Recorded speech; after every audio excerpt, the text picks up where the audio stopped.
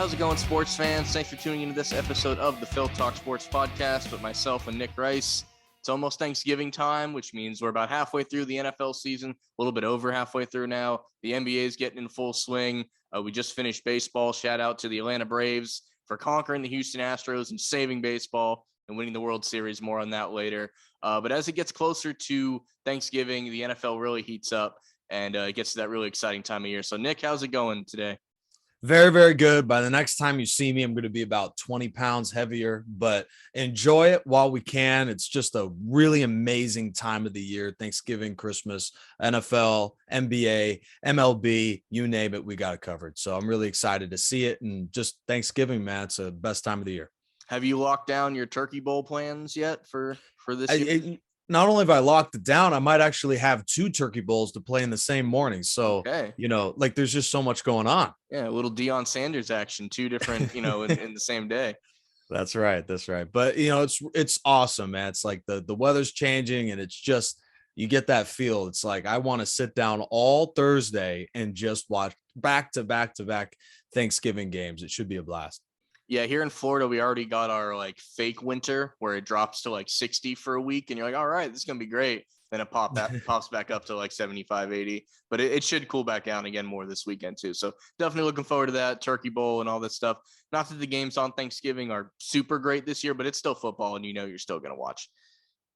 Shoot, I forgot about Thanksgiving games, but there's always one diamond in the rough, and then the Lions. Lions and Bears this year, but at least that's the early game. So if you're not quite, if you're still cooking or whatever, you can just have it on in the background. That's not so great. But we do have lots to talk about, like I mentioned in the intro here. Before we get to any of that, we have to talk about the life-altering thing that happened for me anyway, not for many other people. Life-altering thing that happened, Nick. I don't know if you've seen this yet, but the UCF Knights have changed their secondary logo. Have you seen this yet? Oh boy, no, I have not seen this yet. So okay, let's do it. I have perfected. So I'm going to use that word loosely. I've perfected the screen share because it didn't work too great last time. We tried to use it last episode, but this is the old Nitro head logo that we've all come to know. Those audio listeners out there, bear with me. This is going to be very quick, but you can just go to UCF Twitter and you'll see this new logo here. So here is the old one. What? And here is the new one. Straight on, because we want to intimidate the fans, not just the players. Exactly. So that's one of the funniest things. Most people are happy with it. A few people that just don't like to change it all haven't been happy with it. But for the most part, it's been a positive change. If anyone should be upset about it, it's me, because I have the old one tattooed on my arm. But I'm okay with it, because the way I look at it is this was the logo when I was in school. So that would make sense why it's on me. Things are going to change over time. The Gators logo has changed over time. The Hurricanes, the Seminoles have tweaked it slightly. Things are going to change over time. But like you already said the words, it's straight on. That's really the biggest difference, where it was more of a side angle view of the Nighthead, and now it is straight on. And, it's going to take some getting used to. I actually made it the background of my phone just so I see it more and I get used to it that much more quickly. Right. But the craziest thing about this whole thing is UCF social media is, pretty good. I think it's one of I'd put it up there with the best in the country, their social media team. Usually when something's going to happen at any level, they kind of tease it and they say, oh, big announcement coming on this day. This came out of nowhere. There was no lead up to this. They just threw it out there one day and here it is. So we have a whole new look and feel. I think by the fall of next football season, essentially, they'll phase out the old one completely and this will be the new one. So there's going to be this in-between period for now.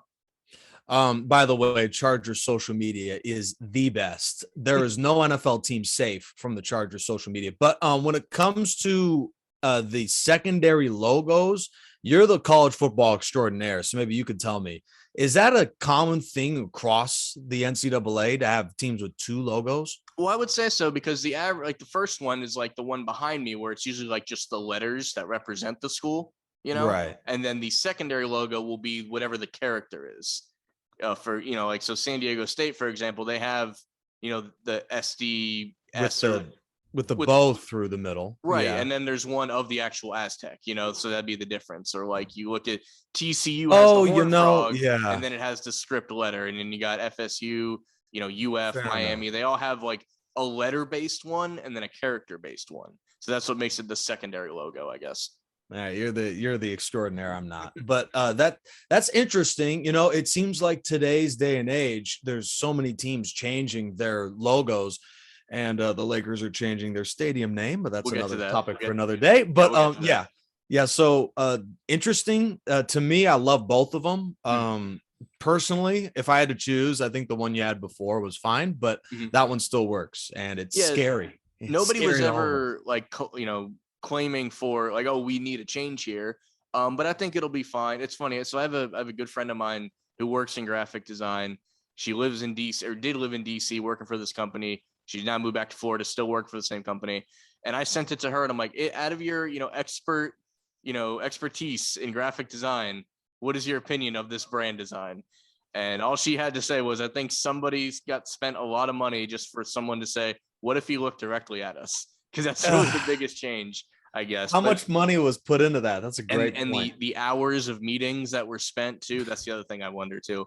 But I imagine the change is happening now. That way, whenever the Big 12 move makes, like, your brand is solidified on what you want it to be, in the future. I think that's why, the question might have been raised, why do this now? I think because you want whatever you're going to change. Another thing they've done recently is like, the word Knights is in like a cursive type thing, is like another wording logo that they've been using a lot more lately. I think that's another thing they want to integrate more. So they just want to get the branding right for when they move to the new conference, would be my guess.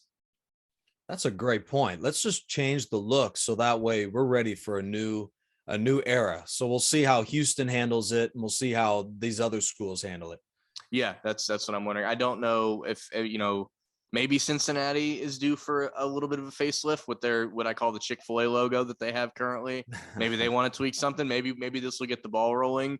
Maybe all the teams are doing it, but we wanted to be first. You never know. That way it looks like they copied you and not the other way around. Fair enough. Yep. Fair enough. Looking straight at you. At least they didn't change the whole night look. It's the same helmet. It's just tilted a little bit. So that's not that big. So not a big change, but for it to come out of nowhere, I think that's half the battle here. It's just like, nobody expected this to happen. But that's something that happened for me earlier this week that I did not expect. But aside from that, there is plenty of college football to look forward to this week. I believe it's Michigan State, Ohio State. That has some college football implications. But one of the biggest and most important game, it could be the number 4 seed right there. You never know. Yeah, exactly. But one of the longest running rivalries in the country, and one of the biggest games going on this week, is one that you might not know much about, and that is the Florida Classic between Bethune Cookman and Famu that will be played in Orlando this Saturday at 3:30. And while I've lived in Florida my whole life, and Nick has only lived in Florida for maybe 2 years total, only one of us has been involved with the Florida Classic, and that would be Nick during his time with the Wildcats, where he got to call. You've never been? I've never been, because it's always in Orlando, and if I'm going to make it to Orlando, I'm usually at the UCF game. But it is a bucket list thing. It is something that I need to do one of these days for sure. But I'm going to let you take it away for a minute. You've been at this. Explain what makes this so special, and it's not just another rivalry game. It's definitely feels different. Well, first of all, Bethune-Cookman and Florida A&M are two of about 20 or so. I should have had this number exactly ready, but it's around 20 historically Black college and universities that compete in Division I football. People may know of Hampton and Howard. Texas Southern may be a name that rings a bell. Jackson State. Those are some other schools in HBCUs. Bethune-Cookman and Florida A&M compete in the biggest game among all of them. Florida Blue, Florida Classic. It's an amazing annual event where so many HBCU and football fans come together. There's an average of around 40,000 people who attend the Citrus Bowl in Orlando, and it's just an incredible day. It starts early in the morning with the tailgating and everything. It's the biggest game of the year for a lot of these teams and fans. And even though this year Bethune-Cookman is 2-8, Florida A&M is 8-2, it's like the case every single year. The game, it doesn't matter what the records are coming in. It's anyone's game, and this year will be no different. So, and that's the case with a lot of rivalry games too. Just the records you can throw out the window. But what makes this game really special too? I think you say this with a lot of HBCUs is normally at halftime you have some time to catch your breath. maybe go get a drink or whatever. But at a game like this, especially the Florida Classic, halftime is game time. And as someone who That's right. was, you know, a band kid all through high school and stuff, and we recognize both of these bands and drum lines in this area as, like, you know, the greatest the country has to offer. I got to see the Wildcats marching band when they played UCF earlier this year, and that was great to see. But at halftime, you know, they have this great Battle of the Bands competition. Yes, the movie Drumline was loosely based on this type of game here. But just a little history. This game used to get played. Nick already mentioned it's played in Orlando at the Citrus Bowl. It used to just be your typical 1 year in Tallahassee, 1 year in Daytona. And they did that all through, you know, up until about the 70s, which I was kind of looking at the history of this game. At one point in 1974, I thought this was really interesting. They played the game in the infield of the Daytona Speedway, which I'm trying to dig up. I'm trying to dig up some photos or some footage of that, but like, that's the only time they ever did it. It says 1974. It counted as the home game for Cookman because it was the year it would have been in Daytona. And then from 78 till the mid 90s, it was actually in Tampa at, you know, where the Bucks would play the old Sombrero. And then it's been in Orlando at the Citrus Bowl since 1997. And, you know, Jacksonville and Tampa and other places, they bid for it a lot of times, but Orlando is doing its best to hold on to this game because it's become, you know, a big deal in Central Florida. Absolutely. A big deal all across Florida where people come all over. HBCU fans from up in the Baltimore area and from all the way west as, you know, Houston, they'll come out there and watch it. And HBCUs, like Deion Sanders is creating relevance of the conference now with him joining Jackson State. But back in the 60s, 70s, and 80s, when you wanted to find the best football players like Walter Payton, Jerry Rice, and other guys, you look to HBCUs, and you still get those diamond in the rough players now from HBCUs, but the teams like Bethune, Cookman, and Florida A&M were like Alabama and Ohio State now, where they were the places where the best football players played. Yeah. Unfortunately, the tide has swung so far the other way. HBCUs are predominantly with poor and low income, areas and whatnot. But unfortunately, it's not what it was. But you can see guys like Deion Sanders saying this is blue blood places and organizations where we could turn this thing around. And obviously, every year the Florida Classic brings in a lot of people and a lot of attention too. And guys, even I believe it's like Eddie George at I think it's Tennessee State is also trying to kind of follow in Deion's footsteps, is be this coach that's going to bring a lot of these guys in and to make it more prominent. Florida A&M leads the series all time 50-24-1, but if you look in the past 20 years or so, it's been very heavily Bethune-Cookman dominated. Cookman's actually won the last, let's look here, 3, 4, 5, 6, 9. The last 9 in a row. Yeah. This game was not played last year due to COVID. None of the HBCUs played football. So they're looking for 10 in a row, which you mentioned the Wildcats are 2-8, but if they get this one, it's a successful season. And how that goes. Yeah, absolutely. So I might have cut you off before. Give us just a little, you've been involved in this game. You've called this game before. So just how is it that you've called plenty of games before in different places? What makes this one feel so much different? Well, I'd say the number one thing is that fans are filed into their seats 2 hours before game. That's new. I have pictures of me, playing catch with some of my broadcast buddies and some of the guys at Bethune-Cookman. And you would think that I should be off the field because kickoff's any minute. Like, that's how quickly guys are in the seats. Guys are tailgating since 8, 9 in the morning. It's a party. It's not just a game. So it's such an amazing once in a lifetime opportunity. And Phil, I got to tell you, you might as well go. I mean, it's I'm working the Stetson Hatter game this week against San Diego, which the team you're very familiar with. All right, to close out their season. So I'll be at that game. I'll be running video board for that game. Otherwise, it would have been great to go. And UCF isn't home against UConn, and they kick off at 4. So a lot happening down in Orlando on Saturday. So if you don't have something to do, pick one of those games and grab you a ticket. So by the way, shout out to Orlando, the parking and the traffic in that area, for it being a 40,000 attendance every year, it's pretty good, pretty seamless getting in and out of there. So but I do wonder, with 3 games going on at the same time in the same area, I wonder if that might be a problem, but we'll see. Yeah, I guess we'll see how that goes. But definitely, even if you're just home and you are someone that flips through channels a lot, I think this one's on ESPN3 this time. Check it out. You're gonna get a different feel, and game itself, like you said, you can almost throw the records out. Bethune Cookman trying to make it 10 in a row, and FAMU in one of their better seasons in recent memory, trying to stop the bleeding on that rivalry. And I think if they get that win, they'll be that much closer to that Celebration Bowl berth that they could potentially. Jackson State's pretty much a shoe in for the other side of it. So we'll see what happens there.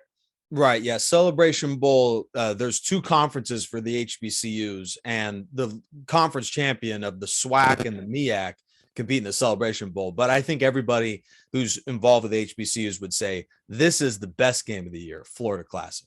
And there is no ball. This will probably be my closing comment on this, but there's no bowl games at the FCS level or the HBCU level other than that Celebration Bowl. Mm-hmm. So these games kind of get that bowl game atmosphere. You take your biggest rival, you give it a name, and you go all out for it.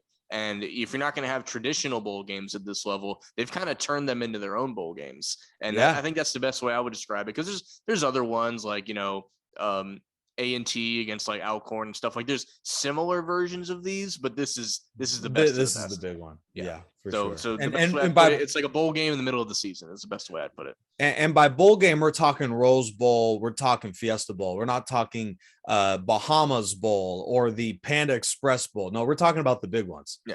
I always thought total, like there's a Hawaii Bowl, right? And there's a Bahamas Bowl. I always thought those should be bigger deals.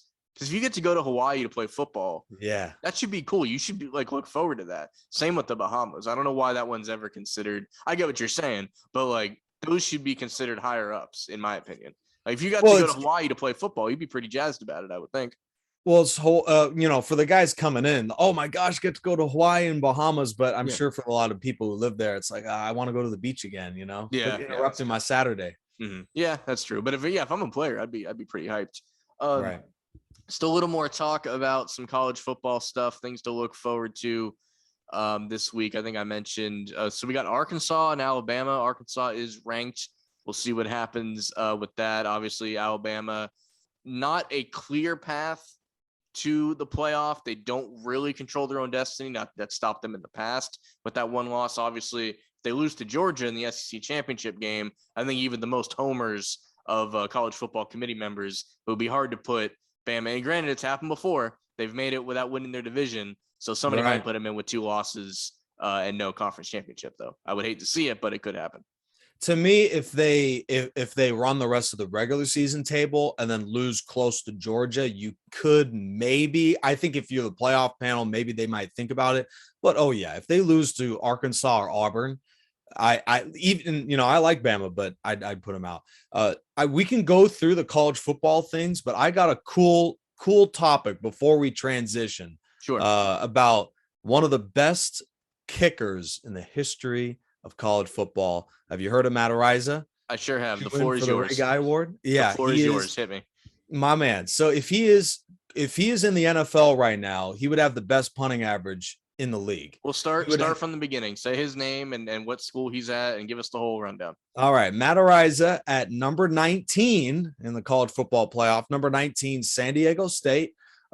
Just beginning to learn about this kid, a San Diego native who just got into football right before college and has turned into an absolute stud. And he was on the Jim Rome show before and is just like the biggest class act. Like, I'm doing whatever it takes to win. Not only might he be the highest drafted punter ever, since I think Ray Guy, was he a first round? Ray Guy was in the first round. Yeah. So he'd probably be. Since him, I'm speaking punter. I know Aguayo was like a 3rd round pick from Florida State, and man, that was a big letdown. He didn't really work out in the NFL, but Matt Ariza is setting the entire college football landscape on fire. This guy is insane. He has already, with about a month of the season left, set the NCAA record for most 80-yard punts and 70-yard punts in a season. This guy is just incredible, has the biggest leg, and he also kicks off and does field goals at a really high level. Yeah. So this dude is literally 99 overall on your newest NCAA football game. He is incredible, and watch out for him making big strides into the NFL. And the most interesting thing with him is like clearly he's a good kicker and kickoff specialist. When you go to the NFL, you usually can't do both. There's been talks of like eventually Pat McAfee talks about this a lot. Like he had the ability to do all three, but if he did it for any long period of time, like his career would have been like half the length. Like you can't kick and punt and kick off. It's going to destroy your knee, basically, is what he was saying. Oh, He would punt, and then in Vinatieri's career, he would kick off to lighten the load on Vinatieri. And that was the reason he said before he played 8 years in the NFL. And he said doing both is the reason I didn't play like 10 or 12, like the wear and tear that it puts on you. So I think if he has NFL aspirations, and there's no reason why he shouldn't at this point. The first time I saw him play, I saw him lay down an 80-yard punt. And then the second time I watched him play, he had an 86-yard punt. So I don't think he has any chance of slowing down. But I do think, as he might go play in like the Senior Bowl and those sort of things, I think every NFL scout is going to tell him like whatever one you do the best. And I think it's punting from what I can tell. In the NFL, they're going to make you pick one. And I think that'll be he might kick off from time to time. They might throw him in there as like the sledgehammer kicker, for like, oh, we have a 60-yard field goal at the end of the half. Our normal guy can't hit that. Let's give him a try. He can just like let loose with one and maybe make it or something. Like I could see that being the situation. But no, this is a guy that he's going to be a game changer. Whenever you have that on special teams, whether it be a gunner, a punter, or return man, if you have a true game changer on special teams, you're going to be that much better than the guys across from you, whether it's on Sundays or on Saturdays. So what grade is this kid? Is he a sophomore? He's draft eligible this year. Okay, I need to double check, but Frank Corral, who played with the Rams from 78 to 81, that's a 4-year career. That's it. He was the last player to do both punt and do field goals. Right. And 4 years, he was a Pro Bowler in his first year, and his numbers went down every year since. And I think your comment is literally perfect. So, and you look at someone like McAfee, who punted, kicked off, and was a holder. So he was the Swiss Army knife for that Colts team for many years. And I don't think there's been a guy quite like him in a long time either. You look at a guy like Thomas Morstead, and also a great fake punt specialist too, throwing and running. Yeah, I think he has the record for most onside recoveries in one season with 3. Which is crazy to get 3 of them. 1 year, one of them he recovered himself, which is one of the greatest kicks of all time. If you've never seen it, onside kick, Pat McAfee against the Houston Texans. Go ahead and look that up. But he's a junior, by the way. Okay, but draft eligible. Right. And I look at a guy like Thomas Morstead, who's a punter and a holder. I assume he doesn't have a lot of holding experience because he's kicking usually. That is something in the NFL. If you're going to be the starting punter, a lot of starting punters end up being holders as well. So that might be one thing he has to work on. He might already have it down and just doesn't have to do it because he's the one kicking the ball. But definitely in the, day 2, day 3 of the draft, definitely a name that I'm looking forward to. And I'm glad you brought him up. I knew we were going to do it eventually, by the end of the season, because this guy's just killing it, but I'm glad we're able to bring it up now. You know what? Don't put it past me to bring it up again. We'll be in the middle of talking. I wish you would. We'll be in the middle of talking about like the Warriors or something. I'll be like, by the way, he's averaging 52.5 yards a punt with a long of 86. And he has multiple games where he is averaging over 65 yards a punt over the course of a game. That's literally, you are giving your defense an extra 2 first downs every game. Yeah, with your punting. So punters are people too. His field goal kicking is decent. 13 for 20, but I think you're right. I think clearly that's not his strong suit, but that's okay that it's not, if you're going to be a punter like that. And when I say he's hitting 86-yard punts, I don't mean he's hitting 50-yard punts and it's rolling 30 yards. I mean, he's punting at 80 and it's rolling maybe 6, like that's exactly, that's what I'm saying there. They have there was a video viral on Twitter. So there's 2 returners. One of the games, I think it was Air Force. They had a short returner in case Ariza tries to use the sideline, a long returner in case he just blasts it as far as he can. His punt surpassed the deep return man. It's like, what? This dude came from freaking Mars. It's crazy. So check out Matt Ariza. He's a junior. He's going to be in the NFL. He's also 6'2", 220. So check out his fake punting too, like a Pat McAfee, in the NFL. So this guy's going to be really good.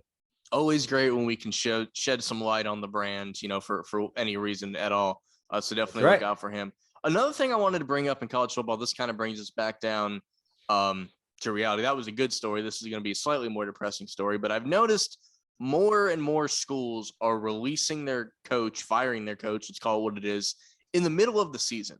Yeah. We've seen USC, we've seen Virginia Tech, we've seen Washington. USC's guy just got picked up by Georgia State. So clearly Georgia State made a firing midway through the year. LSU pretty much fired Coach O, but just said he's going to hang out for the rest of the year. I almost prefer that because, like, with 3 games left in the season, like, what are you doing to the kids that are there? You know, like with Washington and Virginia Tech, like, you can't let him coach these last 2 games and then move on. He's just not good. Do you see any benefit in? You're not saving money by doing that. No, definitely not.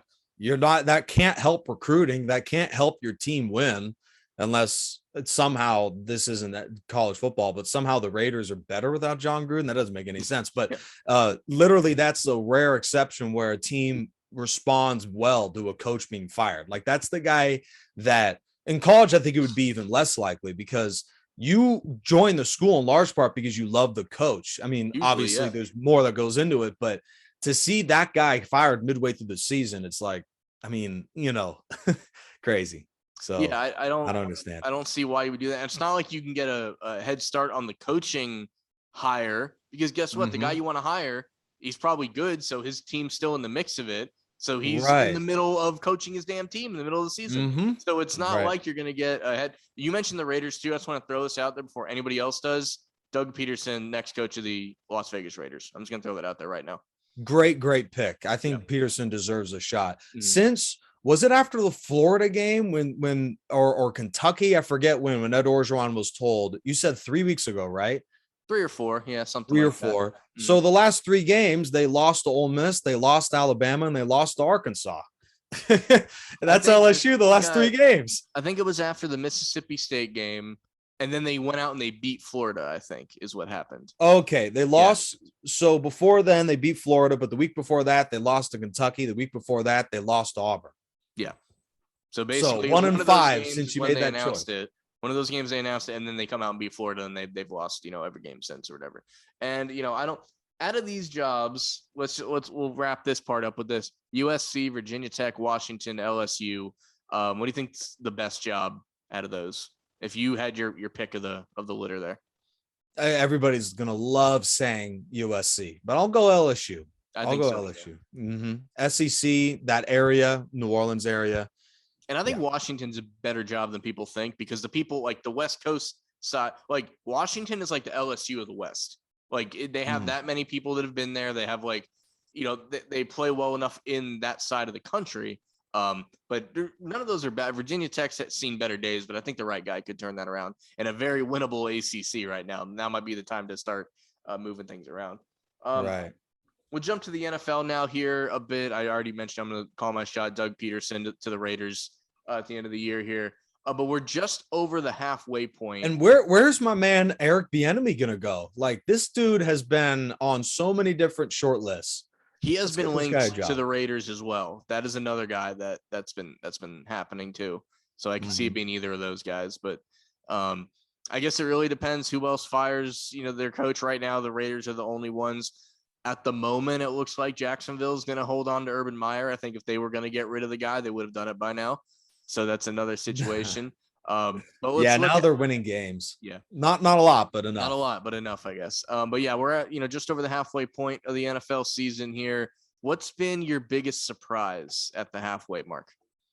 Ryan Tannehill's been a surprise this year. The Chiefs at 6-4 have been a surprise this year, but I'm going Cooper Kupp. And I love this guy. Speaking of Washington, went to Eastern Washington University. I knew this guy was going to be really good coming like early in the NFL. He reminded me a lot of, I saw live Cole Beasley training camp his rookie year with the Cowboys because they do training camp close to my home in the Orange County area in Southern California. Cooper Kupp, I saw him and I was like, oh, that guy's going to be really good. And Jared Goff got a little bit out of him. Matt Stafford comes in and it's like, oh, this guy's the next Calvin Johnson. And it turns out if the season pans out the way it does, he's on pace to finish right behind Calvin Johnson, most receiving yards in NFL history. So for a single season, crazy, 114 yards a game, 11th most ever. And this guy, it looks nothing like Calvin Johnson. So crazy, crazy surprise. The Rams definitely for me, you mentioned it's a lot of it is because of Cooper Kupp. They're like the I told you so moment.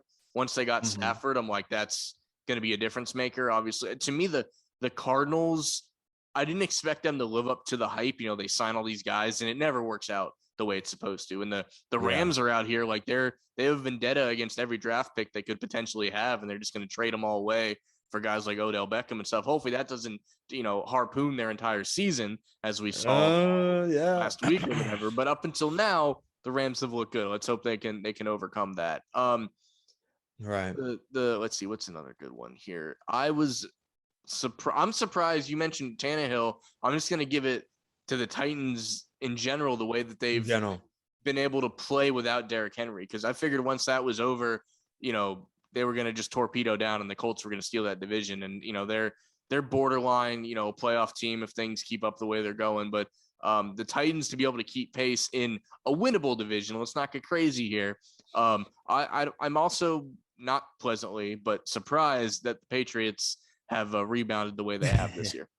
Yeah, I'm just a tiny bit surprised on that. My second surprise is Lions are not going to be 0-17. Now they're probably going to be 0-16-1, or 1-15-1. I think they might win a game, but yeah, that was surprising too. I think one of my favorite surprises, because it's not like you can go into the year like, oh, this is the year this will happen. But one of the pleasant surprises was the field goal record being broken by Justin Tucker. I think that's Justin Tucker. Yeah, that's something that, like it could always happen. And it just takes the perfect timing for it to happen. And that was a very pleasant surprise this year. How are you feeling about your Chargers halfway through the year? Where are you sitting with that? I'm actually a little shocked that Herbert hasn't looked better. I'm speaking as a biased Charger fan here, but he's shown glimpses, but especially the last couple of weeks, he's looked a little bit more human. His numbers aren't what they were as a rookie with Anthony Lynn as head coach. So ultimately, I'm not pleased, but I'm content with 5-5. We're currently 7th in the AFC standings. The next 3 weeks is literally going to determine our season. Steelers, Bengals, and Raiders. If we lose all 3 of those, our season's over. Right. So overall, moderately pleased with the Chargers. What about your Eagles? Well, I would say don't return that Herbert jersey just yet, because I think a lot, I think it'll be there's still room for so I got to say the Eagles are they're winning just enough games for it to be not a lost season. We're still somewhat in that wild card race. I'm not super confident in that wild card race by any means, but it's worth noting if we can somehow beat the Saints this week, right? And I'd put it up with like the Panther game that we had to come back on, which is easily our most impressive win this year against a team that's not awful. We rolled the Lions. Everybody does that. The Broncos are not as good as they were even to start the year. What's that? Yeah. Hot and cold too. Hot and cold, very much so. I don't know what to make of them. But it's worth being noted that if we can somehow beat the Saints this coming Sunday, we then play the Giants, the Jets, Washington, Giants, Washington, and the Cowboys. We don't have to get on a plane until that Cowboy game. Everything else is either at home or a quick bus ride to New York or Washington. So you're going to basically be at home for the last month of the season, except for that Cowboy game, which the Cowboys could potentially not have anything to play for in that last game. So, like I said, and it comes down to how I feel about Jalen Hurts too. He's doing just enough to not get benched, just when things are starting to look bad, they pull out a game, and then of course you can't bench a guy after a win. So I'm just going to look at, he's got 13 total touchdowns. It looks like I'm trying to pull up 13 passing touchdowns, 5 interceptions, which is not awful, I guess you could say. He's looked it's funny. But The games are winning. 13, and how many games has it taken him to throw 13 touchdowns? Every game this year. Wow, that's Yeah. one a game. That is not a lot. Yes, and then I'm trying to find his rushing stats too, because with a guy like him, you have to, put that into account. Right. Yeah. I mean, there's guys in the NFL that sometimes take a few years to develop, but is he going to be the one guy every 3 or 4 years that looks decent and just improves a lot in the next couple of years? So you can add 5 more rushing touchdowns to his total, and you also have to add 3 fumbles. So that puts him at 18 and 8 for the year. Touchdown turn. And I don't think he's lost every one of those fumbles, to be fair. The ratio's fine. It's just 13 touchdowns passing. It's like that has to be bottom 5 among starters. Like that's not a lot of scores. Passing touchdowns, and maybe this just comes down to injuries throughout the league, but with 13 passing touchdowns, he's 18th in the league. So he's right in the middle, which I would agree. I thought it'd be a little bit lower than that. Yeah, there's quite a few guys that have been in and out, like that's probably 5 or 6. Right. So, and then COVID has also gotten a couple of guys. I wonder if he's ahead of Wilson or Rodgers. But overall, this is I would say Jalen Hurts is for the lack of expectations, the perfect quarterback for you guys this year. But it just depends on if he's going to improve, because this isn't good enough, in a couple of years. I mean, this year's, we didn't know quite what we were getting. We're gonna have 3 first-round picks at this rate. That can bolster some things. It's gonna be, I'd see us around the 7-win mark. I think we'll split with the Giants, and we'll split with Washington, or we'll beat one of those that we're not supposed to and lose the one we're supposed. Stuff like that always happens. I think the Jets you can write off. For instance, but I put us right around the 7-win mark, which I think I had us between 5 and 7 before the year started. I would be, if we sneak into the wild card, I think that would be crazy. I think it's a little silly to even talk about it yet because of where, when you're 4 and 6, but they're 4 and 5, excuse me. The final wild card spot is currently 5 and 5 Carolina. So we're right outside of that right now. Right outside of that. Quick question. Carson Wentz is about to eclipse the snap count that he needed to get in order for something to happen. Could you tell me what that is? Yeah, sure. So he has to play 75% of the Colts offensive snaps. He's at 69% right now. Nice. Which is at if we get that, if he reaches that pick is a first-round pick. If he doesn't, that's a second-round pick.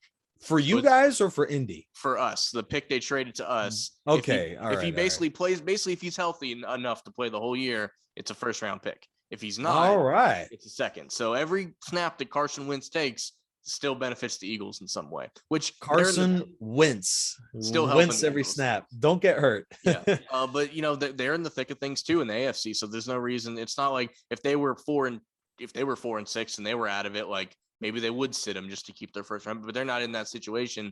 It's like, if you want to attempt to win, you gotta keep playing the guy. I do want to I touched on in the intro. We don't talk baseball a whole lot on this show, but we did preview the World Series, and I do just want to congratulate on camera, on air, the Atlanta Braves for winning the World Series, for saving baseball against the Houston Astros. And one thing that might surprise you, Nick, and anyone that listens that's not from Florida, the Atlanta Braves fan base in the state of Florida is just as deep, if not more deep, than it is in Georgia. Because once upon a time, the Marlins didn't come around to the 90s. The Rays didn't come around to the late 90s.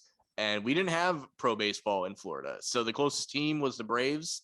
And with Ted Turner owning TNT, every single Braves game, every season was on TNT, was on basic cable. So if you were a baseball fan in Florida, you watched all 182 games of the Braves. So anybody older than me, anybody in their mid 30s to early 40s and older, they're diehard Braves fans in this state. So there was a lot of my brother-in-laws included, his dad, his brother, other people that I know, a lot of happy Floridians for the Braves to win the World Series. So I just thought it's interesting. You don't always, Florida and Georgia are rivals in most cases. So it's not often that, a Georgia team has a huge fan base in Florida, but the Braves have always been that. And I would argue they're still the most popular baseball team in Florida, even with the Marlins and Rays here.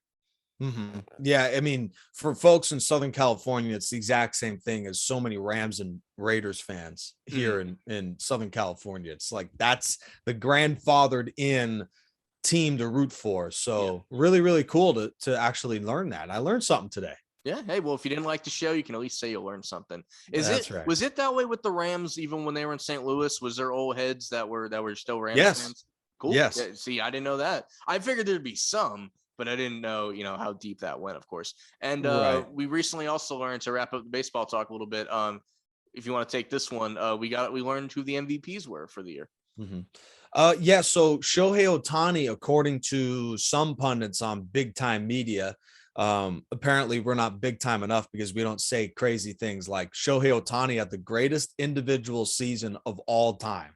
I know he did both. He pitched and he hit, but that's crazy. There has to be a Babe Ruth year, or there has to be like one of these great players. They must have had a better year than Shohei Ohtani. He was great doing both.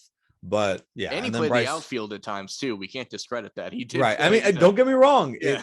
But they didn't make the playoffs, and they had Mike Trout for a good portion of the year. So not only did it not make it, they didn't come close. So if he was that good, it blows my mind that they can have two of the top 6 players in the league and go not only not make the playoffs, come nowhere near. I understand. Nowhere near. I understand the Trout was hurt for part of the year, but I also want to shout out Bryce Harper for winning the MVP in the NL as well. And what I was equally excited to see was Rookie of the Year, Jonathan India, third baseman for the Reds, former third baseman for the Daytona Tortugas.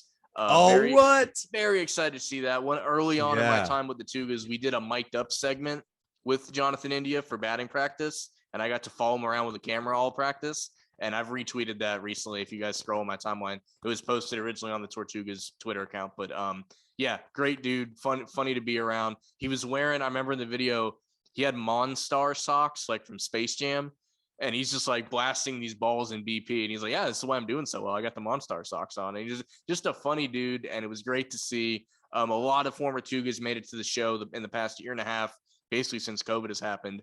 But for him to win Rookie of the Year was really cool. Definitely a prideful moment here in Daytona as well. And for Bryce Harper to win the MVP, he's the 4th Philly to do so. First one since my favorite player of all time, Jimmy Rollins, did it in 2007. So just an exciting way to wrap up baseball season.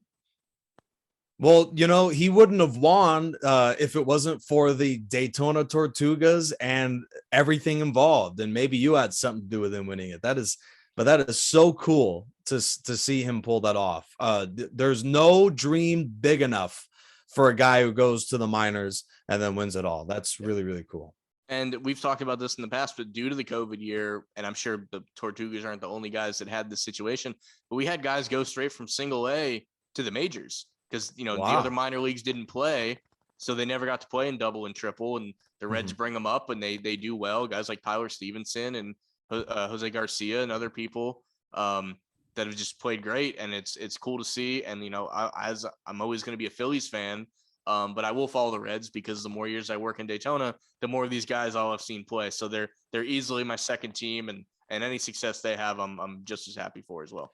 And by the way, that might be a more common occurrence. Guys who go from AAA, AA, and all these other minor leagues, because now major league teams are being forced to pay for the leases for these minor league players to live in these middle of nowhere towns. So that's really, really cool stuff. And I think we'll see more of that now.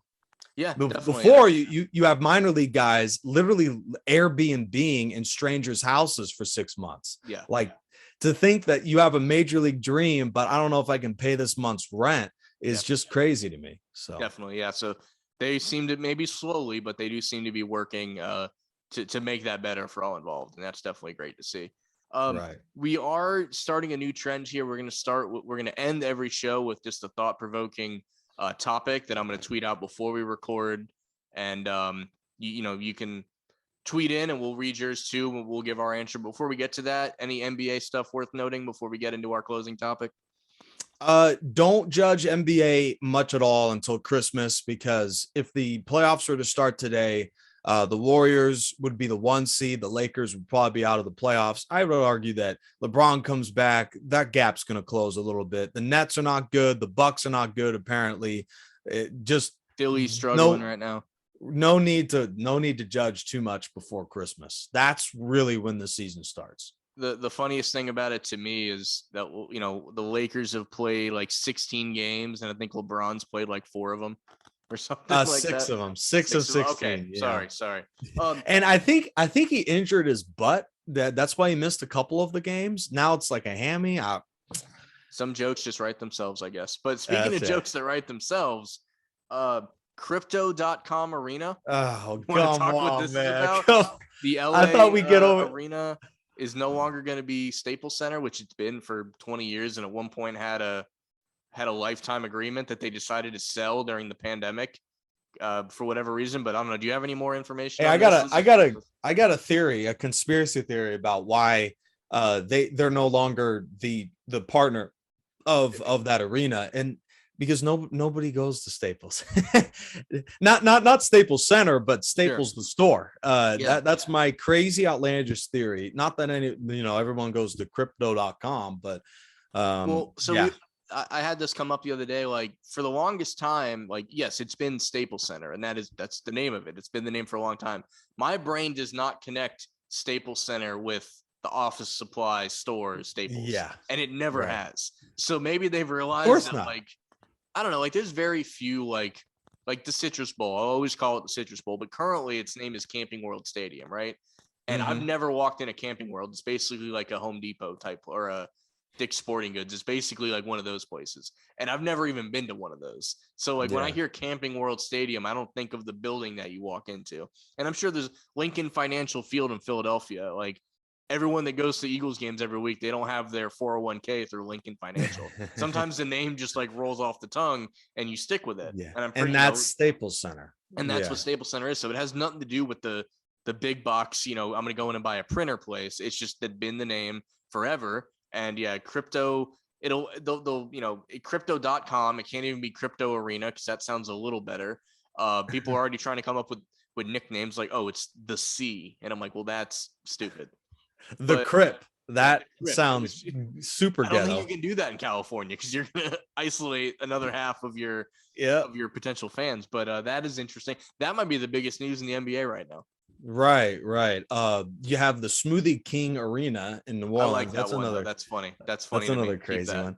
It seems like in the NFL there are bigger names. I don't know why. You have like Mercedes-Benz Stadium, like that's a big Atlanta, one. Yeah. SoFi Arena, that's pretty big. But then you go over here to the NBA, and it's a bunch of Looney Tune names. Well, I remember for Denver, Mile High was like Sports Authority Field for. Sports Authority went out of business, but they still kept the name for like 2 seasons, even though Sports Authorities weren't even around anymore. That was interesting. Oracle company, that's pretty big too. I actually wonder what the Clippers name is going to be. I don't think I caught that. Oh yeah, because they're finally getting their own state. Maybe Staples will just take that for cheaper. Right. This is the real Staples Center. Like, there you go, Clippers, get on it, man. That'd be the perfect idea. Well, that would be the perfect representation of Staples. If I'm going off of supplies, I'm not going to Staples. And they're the Clippers, right? It's like paper clips. Maybe they redo their logo. I don't know. I'm being stupid, but you could see that. That's what we do here. Yeah, that's true. So we're, like I was saying before, we're gonna start ending shows with kind of just thought provoking topics here. And the one I wanted to bring up today, and I'm gonna let Nick start, and I'll wrap it up, and then I'm gonna read some of the tweets that I've gotten. We've all been to several sporting events.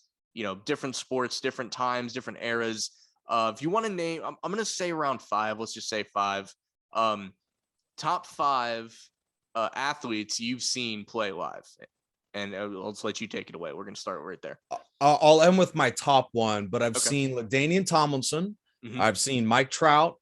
I've seen Justin Herbert, and I've seen Steph Curry. But the best player, not so much for the career, but for this given period of time, was the Pelicans' Anthony Davis. He's a little unrecognizable now with the Lakers, but I saw him 2017. That was the year the Warriors had the big 4: KD, Steph, Klay Thompson, Draymond Green, and they dominated in the playoffs. They beat Cleveland in 5. Anthony Davis almost single-handedly beat that big 4.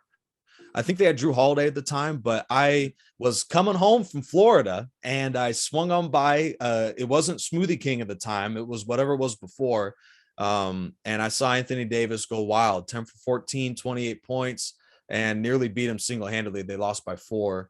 to Golden State. But that was such an incredible performance. And he's one of my favorite players. He's quiet. He's hard-nosed. He's not the hardest working, to be honest. But when he was with New Orleans, that guy was special. Yeah. I have a lot of ones that are obvious. Like, I've seen Dwight Howard. I've seen like Blake Bortles and Mackenzie Milton and like people you would expect from, the teams that I'm a fan of. Deshaun Jackson, Michael Vick, I got to see in Jacksonville play the Jaguars while they had Maurice Jones-Drew. That was pretty cool. For soccer, I've been pretty lucky. I've seen, Kaká play, and I still remember the first Orlando City game in MLS. I'm in the cheap seats because that's all you could get at the time. And the first touch Kaká made on a ball with Orlando City jersey on, like in the way you could just like, if you've never watched soccer before, you would know that this guy's the best guy on the pitch. Like the second he took the ball and just glided up the side, like it's something that's burned in my memory. I've also seen, Nani play, of course. I've also seen Kobe Bryant. Before you continue, shoot, that reminds me, Kaká reminds me of Kobe, where it's like, you look at him and it's like, oh yeah, that's the best player on the court. Makes sense. Go ahead. But I was trying to put it more in, like I said, Dwight Howard, Jameer Nelson, Tracy McGrady, like Magic greats, Penny Hardaway when I was really young. But I was trying to think of like guys that I got to see play that weren't in my team already. Like I've seen the Magic play Houston, so I've seen James Harden play.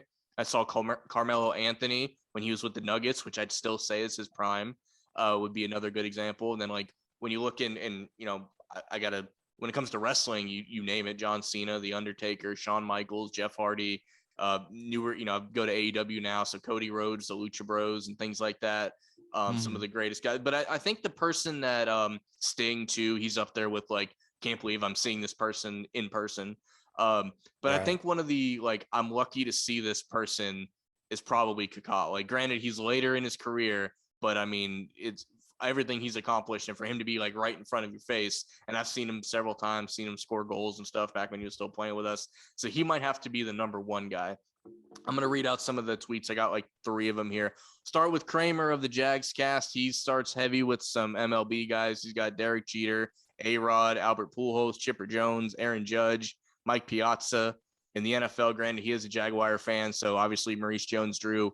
But like guys that he's seen play the Jaguars would be like J.J. Watt, Cam Newton, Derrick Henry, Russell Wilson, Aaron Donald, Jalen Ramsey. Hey, Twitter only gives you 140 characters, right? Yeah, some of these are abbreviated, but I can know what he's saying. He's also seen Kobe Bryant play, Kawhi Leonard, Dwight Howard, John Wall. That was another one. I was at that game with Kramer. We went to see them play the Wizards. Which granted, he's not as great as he was at one point, but at one point John Wall was must watch TV.